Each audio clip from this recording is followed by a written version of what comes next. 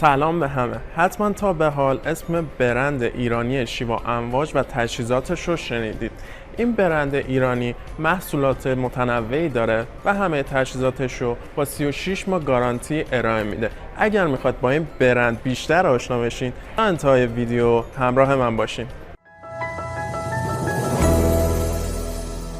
شیوا امواج سال 1367 در اصفهان تأسیس شده و حوزه کاریش مربوط به تجهیزات برق صنعتی مثل فوتوسل، رله، تایمر و ساعت فرمان هست. محصولات شیوا امواج به 6 دسته کلی تقسیم میشن.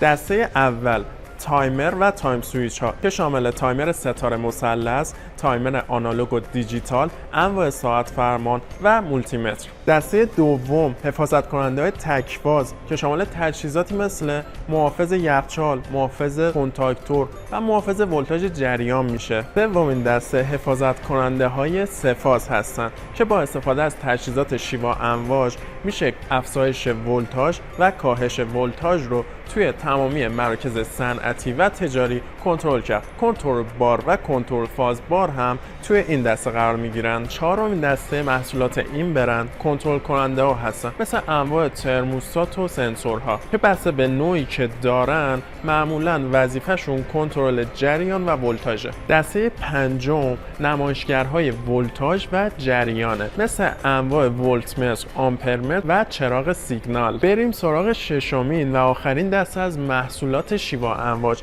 یعنی محصولات روشنایی و فوتوسل که شامل ساعت‌های نجومی و انواع فوتوسل میشن. تجهیزات تولید شده شرکت شیوا امواج کیفیت خیلی مناسبی دارن و قیمتشون نسبت به کیفیت واقعا مناسبه. توی کامنت ها از تجربیاتتون از برند شیوا امواج برامون بنویسین. یادتون نره این پست رو لایک کنید و برای بقیه بفرستین. تجهیزات شیوا امواج با 36 ماه گارانتی داخل سایت تسلا کالا موجوده. برای خریدشون یا اطلاع از قیمت ها به سایتمون حتما سر بزنید یا با شماره‌ای که داخل کپشن هست تماس بگیرید.